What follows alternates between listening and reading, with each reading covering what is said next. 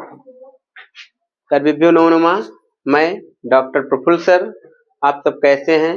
मुझे आशा और विश्वास है कि आप अच्छे होंगे। मेरे यूट्यूब चैनल संस्कृत देववाणी डॉक्टर प्रफुल्ल सर चैनल पर आप सभी का स्वागत है। मेरे चैनल को आप सब्सक्राइब कीजिए और लाइक कीजिए। आइए नए दिन के साथ नए टॉपिक की शुरुआत करते हैं। आज का टॉपिक है प्रत्याहार। ठीक, तो प्रत्याहार विषय में आज हम लोग जानेंगे कि प्रत्याहार शब्द कैसे बना है। पहले देख लीजिए, तो हमारा जो है प्रति उपसर्ग है, एक उपसर्ग आंग है और ह्री धातु है और इसके साथ एक प्रत्यय लगा घय।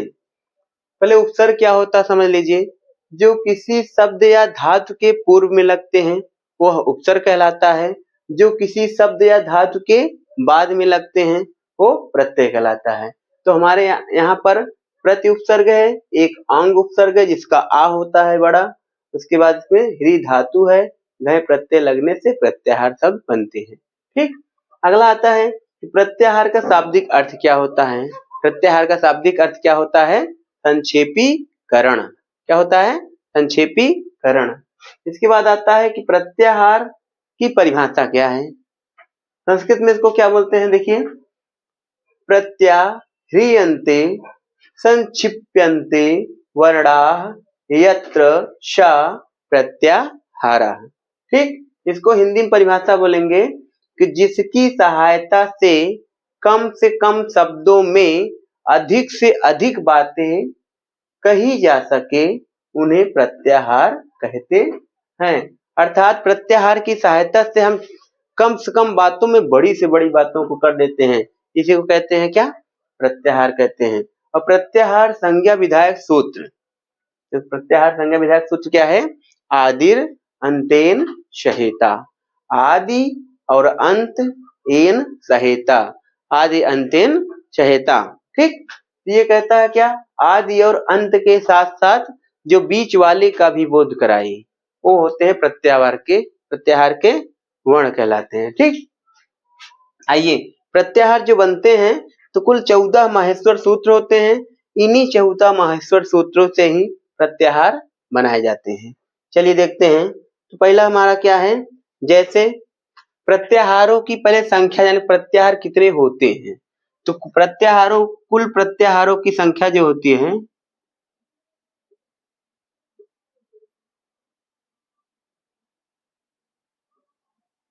प्रत्याहारों की संख्या कुल कितनी होती है? 42 होती है। कितने होते हैं? 42 प्रत्याहार होते हैं। ठीक, लेकिन कुछ लोग 43 प्रत्याहार भी मानते हैं। 43 मानने का मतलब क्या है? एक र भी प्रत्याहार उसमें जुड़ जाता है। जब र प्रत्याहार जुड़ेगा तो 43 हो जाएगा। वैसे तो प्रत्याहारों की संख्या 42 है। ठीक, अगर आपसे पूछा जाता प्रत्याहार कितने होते हैं तो 42 बताइए। र प्रत्याहार लेकर कुल प्रत्याहारों की संख्या कितनी हो जाती है तो 43 हो जाएगी। तो प्रत्याहार कैसे बनते हैं आज हम लोग इसको पूरा अच्छे से सीखेंगे। तो क्या होता है प्रत्याहार में? क्या होता है? जैसे अण प्रत्याहार। तो अण प्रत्याहार कैसे बनेंगे? जैसे इसमें एक आदि वर्ण है, एक अंतिम वर्ण है। तो आदि वर्ण क्या है? यहाँ पर आ है। अंतिम वर्ण क्या है? यहाँ पर ड़। तो आदि और अंत के साथ साथ जो बीच वाले का बोध कराता है वो प्रत्याहार के वर्ण कहलाते हैं।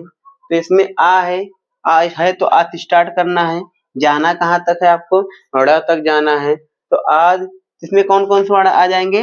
आ, ई, उ और ड़ आते हैं, लेकिन ये इत संज्ञक कहलाते हैं। इत संज्ञक का क्या होता है? लोप हो जाता है, इसलिए इसकी गणना हम लोग नहीं करेंगे। इसलिए अण प्रत्याहार में कौन कौन से वर्ण आ जाएंगे? आ, ई, ओ। इसी तरह अगर आपसे बोला जाए कि अक प्रत्याहार में कौन कौन से वर्ण आएंगे?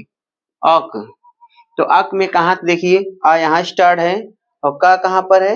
ये का यहाँ पर है। तो आ, ई, उ इसका लोप हो जाएगा। री, ली, क यहाँ तक जाएंगे, लेकिन इसका भी लोप हो जाएगा तो यहाँ तक जाएंगे। इसके अंदर क्या क्या वर्ण आएगा? आ, ई, उ और री और ली, ये 5 वर्ण आएंगे। अगर आपसे बोल दिया जाए कि एंग प्रत्याहार में कौन कौन सा आएगा?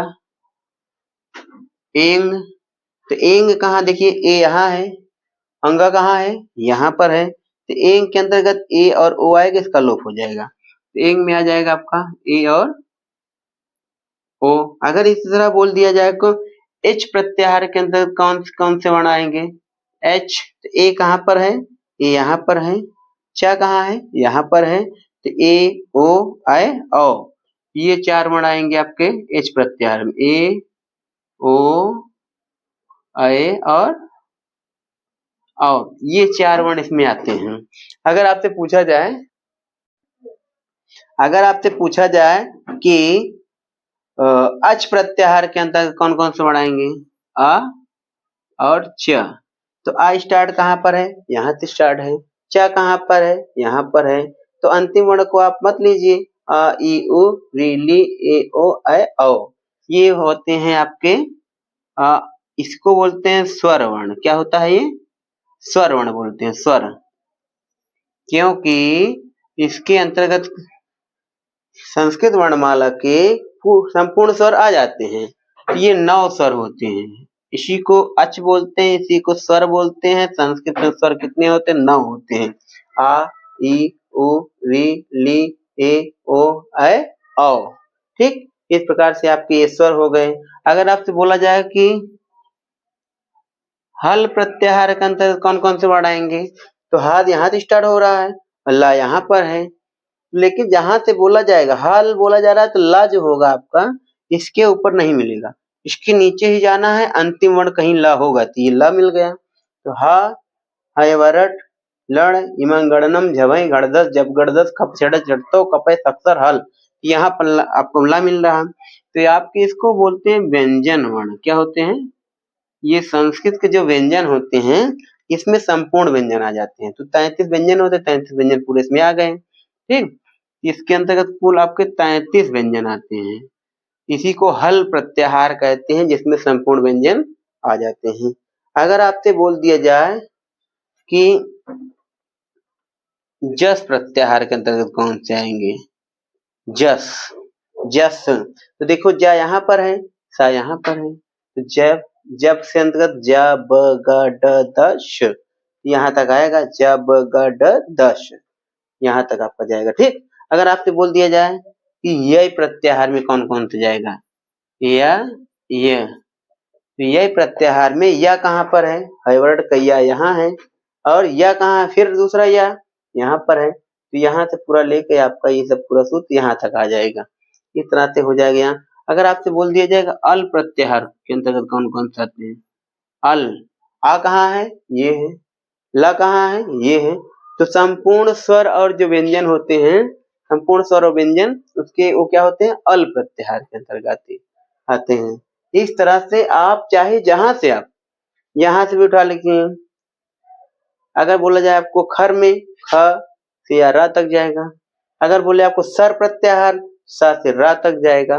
तो आप हर जगह से आप उसको एक प्रत्याहार बनाया जा सकता है। इस तरह से आप कुल प्रत्याहार कितने हो गए? 42 प्रत्याहार बन जाते हैं। तो आप, मुझे आशा और विश्वास है कि आप इन प्रत्याहारों को बनाना सीख गए होंगे। आप मेरे चैनल को सब्सक्राइब कर लीजिए और लाइक कीजिए। आपको एक एक नए नए टॉपिक पर जानकारी आपको मिलता रहेगा। नमस्कार, धन्यवाद, नमो नमः।